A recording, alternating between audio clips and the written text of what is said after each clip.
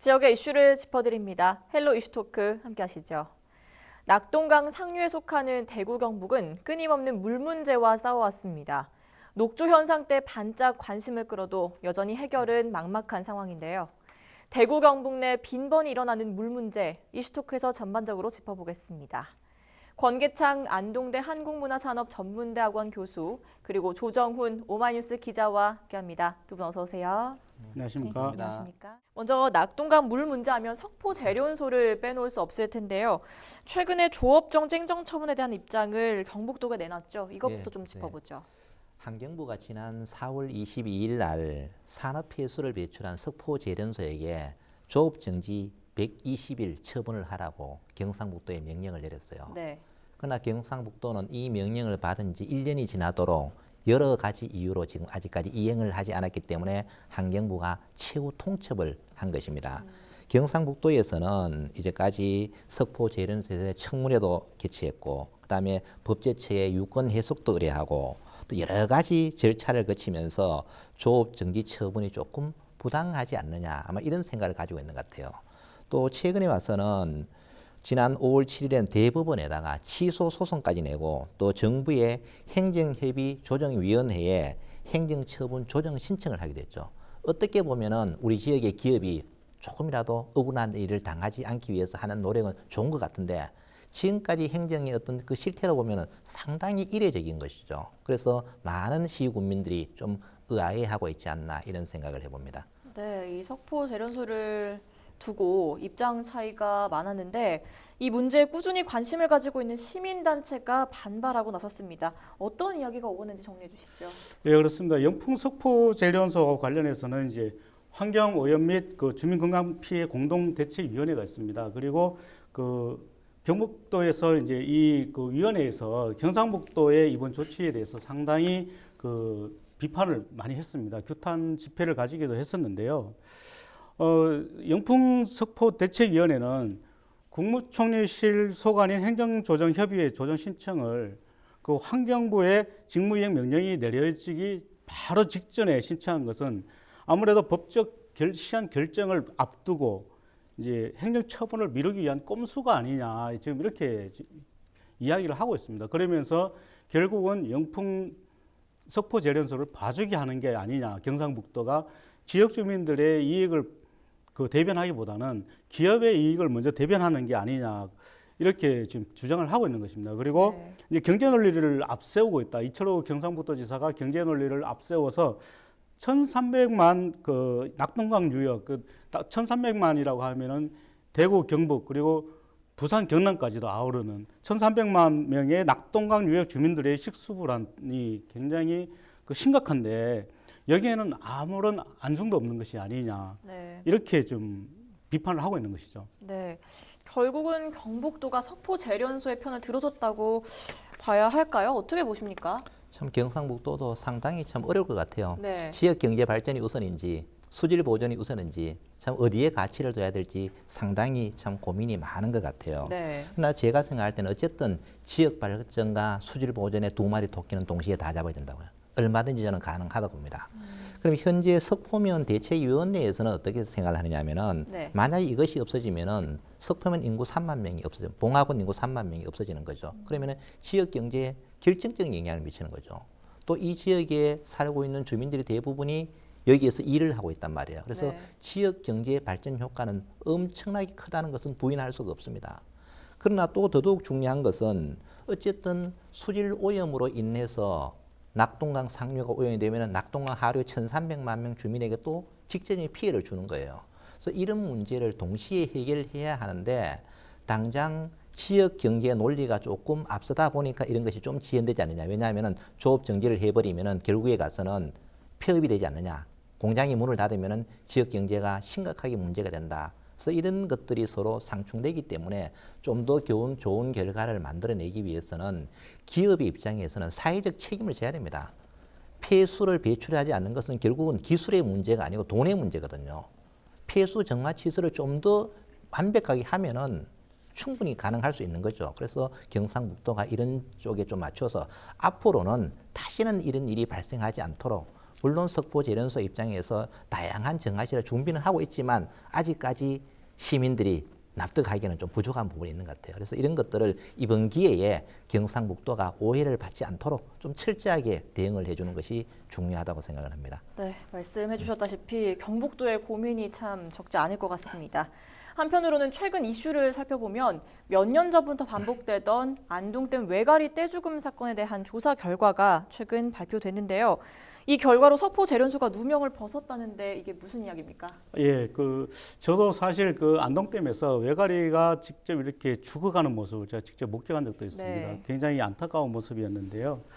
이 안동댐에서 외가리가 떼죽음을 당한 일이 한두 번이 아니었습니다. 그렇기 때문에 이제 환경단체에서는 아무래도 이게 석포 재련소의 영향이 아니겠느냐 이런 비판이 상당히 이루어졌었고요. 또 그 외가리가 떼죽음 당한 것은 중금속 오염이다. 결국은 석포 재련소의 문제다. 이렇게 강하게 주장을 하기도 했었습니다. 네. 그런데 이번에 그 질병이나 그 중금속이 직접 영향을 미치지 않았다. 이런 연구 결과가 나왔습니다. 대구지방환경청이 안동댐 상류 지역에 있는 외가리 번식지에서 폐사체를 수거를 했습니다. 수거를 해서 이제 조사를 했는데요. 중금속 등에 의한 폐사 여부를 밝히기 위해서 지난 2018년부터 약 2년 가까이를 이제 분석 연구 용역을 의뢰를 했습니다. 이 네. 연구 용역 의뢰는 경북대학교 산학협력단 수의과대학 연구팀이 수행을 했는데요. 네. 외가리의 폐사의 질병이나 또는 중금속이 직접적인 영향을 미친 게 아니다. 이런 결과가 나온 것입니다. 연구팀은 약 2018년 10월부터 12월부터죠. 2018년 12월부터 2019년 10월까지 약 네. 11개월 동안에 이제 안동댐 지역의 7개 개체 그리고 봉화나 영주 쪽에 있는 4개 개체 등 모두 11개 개체에 대해서 이제 병원체 검사 그리고 중금속 검사 또 외상 및 여부로 내장 검사 등을 이제 실시를 했거든요. 네. 그런데 이 폐사된 외가리가 날개와 다리의 출혈 또는 두부 천공, 이렇게 머리가 깨지거나 이런 게 있었는데 이런 부분들은 다른 동물들에 의해서 공격을 받아서 생긴 게 아니냐 이렇게 추측을 하고 있고요. 네. 또 이제 문헌 조사를 이렇게 문헌에 그동안 이 조류의 생과 사에 대해서 조사한 게 있는데 문헌 조사 결과에서는 모든 조류의 약 67% 정도는 뭐 이런저런 이유로 1년 이내에 사망하는 걸로 이래 되어 있습니다. 그리고 또 이제 외가리 같은 경우는 이제 평균 수명이 약 5년 정도인데 출생해서부터 약 2살이 되기까지 그러니까 2년 동안에 살아남는 개체 수는 26%밖에 되지 않는다고 하거든요. 그렇기 때문에 자연사했을 가능성도 상당히 많다. 이렇게 이제 조사 결과를 발표한 것이죠. 네. 그러면서 실질적으로 중금속에 의한 오염은 그다지 크지 않다. 그래서 영풍 석포재련소의 영향이라고만 볼 수 없다. 이렇게 밝힌 것입니다. 네. 그럼 결과적으로는 외가리 폐사에 이 석포 재련소의 영향은 좀 미미했다 이런 결과가 나온 것인데 연구 조사는 계속될 전망이라고요? 그러니까 외가리의 폐사 원인도 지금 영향이 크게 없다고 하지만 네. 많은 시민들은 퇴적물의 오염 문제, 또 그다음에는 떡붕어의 죽음 문제 이런 문제에 대해서 대부분이 인식하기를 석포재련소에서 폐수를 배출했기 때문에 그렇다고 인식을 하는 거예요. 그래서 네. 환경부와 대구지방환경청에서는 낙동강 상류의 중금속 오염에 대해서 계속 연구를 하고 있는 거죠. 그래서 2018년 8월부터 2019년 8월까지 연구를 해본 결과 석포재련소 상류 지역보다 하류 지역이 중금속 오염이 더 많더라. 이 말은 뭐냐 하면은 중금속이 배출이 되었기 때문에 하류가 더 많은 거예요. 상류에는 배출이 되지 않기 때문에 적다는 이야기거든요. 그래서 앞으로는 그러면 이 중금속이 얼마만큼 영향을 주는지 범위는 어디까지인지 이러한 조사를 지금 현재 진행을 하고 있습니다. 그래서 결론적으로 말씀드리면은 퇴적물에 중금속이 지금 노출됐다는 건 분명한 사실이에요. 그러나 네. 이것이 양이 적으냐 마냐의 문제이기 때문에 앞으로는 좀 더 철저한 조사가 이루어져서 이런 문제로 인해서 생태계가 파괴되는 일은 없어야 되겠다. 이런 생각이 됩니다. 네. 그렇다면 안정성 논란을 빚었던 영주댐 문제도 좀 살펴볼까요? 겨울에도 흑조 현상이 나타날 만큼 좀 심각했는데 최근 상황은 어떻습니까? 최근 상황도 마찬가지다 이렇게 말씀을 드릴 수 있을 것 같아요. 사실 그 영주댐은 아직까지 댐이 만들어진 이후에 완전 담수를 하지 못하고 있는 상황이거든요.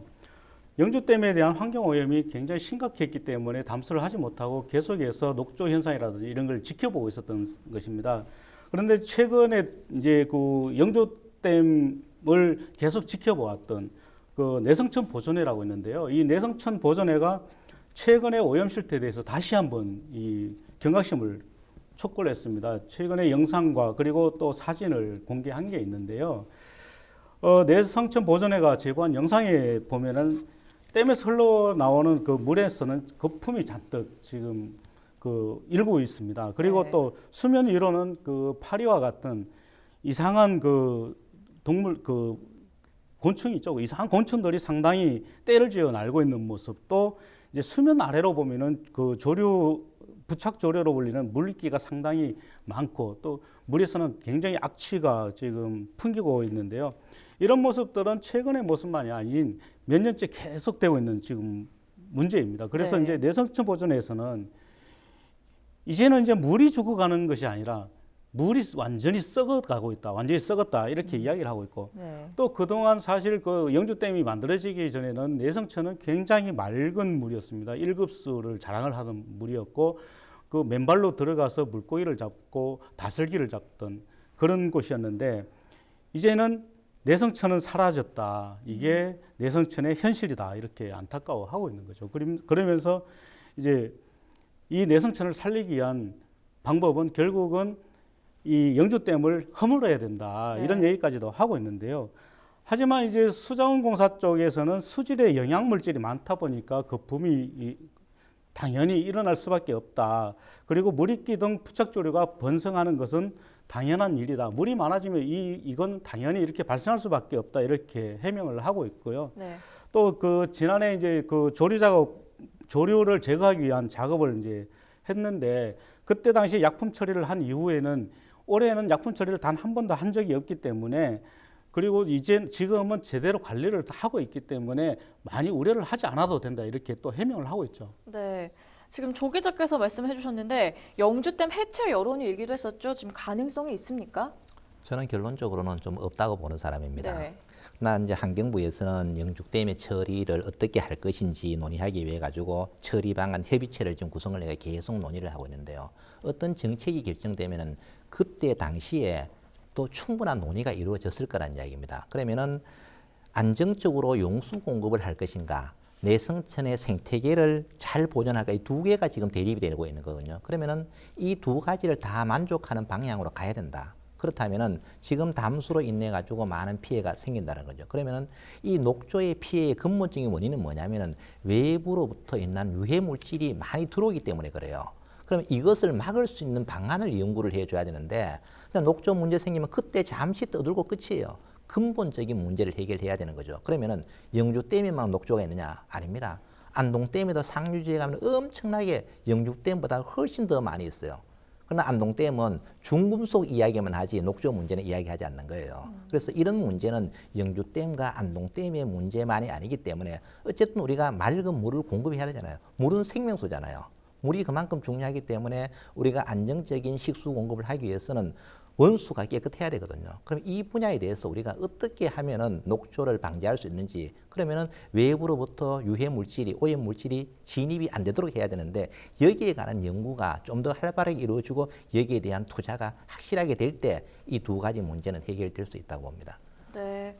최근 지자체는 비점 오염원 저감을 위한 막대한 예산을 투입한다고도 밝혔습니다. 이 부분은 또 어떻게 할 계획인가요? 네, 방금 사회자께서 이제 비점 오염원이라고 하셨는데 이 네. 비점 오염원이 뭐냐? 장소를 특정할 수 없이 이제 넓은 지역에서 다수의 공급원에서 오염 물질이 배출되는 곳을 비점 오염원이라고 하는데요. 이제 농지에 살포된 농약이라든지 또는 축사에서의 유출물 그리고 또 도시 지역에서의 먼지와 쓰레기 또 지표상 퇴적 오염물질 등이 빗물과 함께 유출되면서 수질 오염을 유발시키는 것을 비점 오염원이라고 이야기를 합니다. 네. 근데 지금 경상북도하고 수자원공사에서는 현재 낙동강 오염의 82% 정도를 비점 오염원이 차지하는 것이다 이렇게 지금 보고 있는데요. 녹조 문제로 담수를 지금 못하고 있는 영주댐 상류 지역에 앞으로 이제 비점 오염 저감 사업을 실시를 하겠다. 그래서 경상북도하고 그 한국수자원공사는 내년부터 약 5년 동안 226억 원의 예산을 투입을 해서 영주댐 상류 지역인 봉화와 영주의 그 비점 오염원을 줄이겠다 이렇게 계획을 세우고 있습니다. 그리고 이제 우선 이제 올해에는 27억 원을 먼저 투입을 해서 기본 실시 설계를 하고 또 그 전문가들과 또 주민 대표들과 함께 협의체를 구성을 해서 이제 사업을 어떻게 진행을 할 것인지 이걸 협의를 하겠다라고 밝히고 있고요.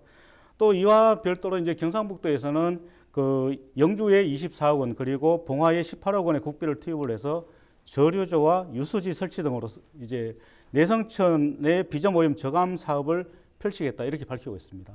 네, 그렇군요. 대구 경북 물 문제 참 여러 가지를 고민해야 하는 만큼 갈등도 그만큼 많을 수밖에 없을 겁니다. 대구 취수원 문제도 좀 짚어보죠. 이제는 좀 해결의 실마리가 좀 보이나요? 대구 취수원 문제는 어제 오늘의 문제가 아니고 30년이나 됐습니다. 네. 문제가 있을 때마다 잠시 빤딱거리고 그 다음은 또 잊어버리고 이런 것이 지속적으로 진행이 되는데 현재는 대구시와 구미시에 이어가 부산 경남까지 이제 이 물 문제, 물이 그만큼 중요하다는 이야기죠. 그래서 네. 환경부와 대구시, 구미시의 어떤 따르면은 낙동강 물 문제를 해결하기 위해서 환경부가 주관하는 연구 영역을 지금 조만간 종료할 계획입니다. 이 내용의 핵심은 뭐냐면은 취수원을 구미 해평으로 옮기는 안에 하나가 있고 그다음에는 구미 산단의 OPS를 무방류하는 시스템입니다. 근데 지금 현재 가닥은 구미의 OPS를 무방류하는 시스템. 그러나 OPS를 아무리 무방류한다고 하더라도 시민들은 여전히 불안한 거예요. 네. 그래서 이런 문제를 어떻게 해결을 해야 되느냐. 그러면은 기본적으로 원수가 수질이 깨끗해야 되는 겁니다. 원수가 수질이 오염되어 있는 상태에서는 아무리 해봤자 그 결과는 저는 마찬가지라고 보는 거죠. 그래서 장기적으로는 낙동강 수계에서 원수를 치수해서 수돗물을 생산하는 지자체는 안동댐과 이마댐이 있잖아요. 안동에서 수돗물을 만들어서 직접 공급해야 된다. 왜냐하면은 안동과 이마댐에서는 맑은 물을 공급해야 되겠죠. 그러면 지자체는 또 하루에 지자체는 안동댐에 상당한 뭔가를 보상을 줘야 되죠. 이래야만 서로가 상생이 되는 것이거든요. 그러면은 안동댐과 인마댐 지역의 주민들은 맑은 물 공급해서 수돗물을 팔아서 지역 경제를 살리고 또 대구와 구미, 부산 지역의 사람들은 맑은 물을 공급받아서 안정된 건강을 지켜주는 거죠. 이런 것들이 바로 상생의 모델이 아닌가. 그래서 단순한 치수 위치를 이동하고 또 OPS를 무방류한다고 해서 근본적인 문제는 저는 해결이 되지 않는다고 봅니다. 네, 맑은 물을 공급해야 된다는 말씀을 해주셨고요. 취수원 갈등의 최근 내용까지 정리를 해봤습니다. 마지막으로 반복되는 낙동강 물 문제, 무엇부터 해결해 나가야 될지 두 분 의견 덧붙여주시죠. 조 기자께서 답변해 주시죠. 네, 저도 낙동강 물을 마시고 있습니다. 네. 대구 시민들의 3분의 2가 낙동강 물을 마시고 있는데요. 또 경상북도 우리 경북 주민들도 낙동강을 뗄래야 뗄 수가 없는 것입니다. 그렇기 때문에 사실 이 낙동강을 떼고 물 문제를 얘기할 수 있는 사람은 아무도 없을 것입니다. 약 30년 전이었죠. 패널 사태 이후에 낙동강 물에 대한 소중함에 대해서 더 많이 알게 됐고 더 많이 인식을 하게 됐습니다.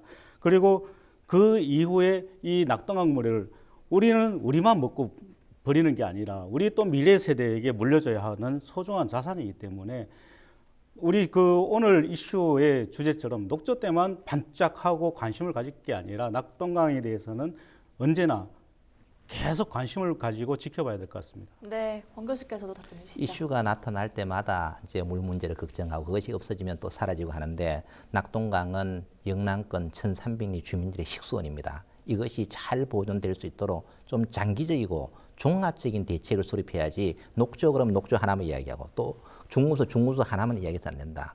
그러면은 보를 막는다고 해서 녹조가 생기느냐? 아니에요. 안동시에는 보가 4개가 있어도 전혀 녹조가 생기지 않는 곳도 많이 있어요. 그래서 이런 것들을 볼 때 어떤 하나의 원인이 있는 것이 아니고 복합적인 원인이기 때문에 함께 대책을 수립해야 된다고 생각합니다. 네, 말씀 잘 들었습니다. 이 시간 헬로 이슈 토크는 여기까지입니다. 함께해 주신 두 분 말씀 고맙습니다. 감사합니다. 감사합니다.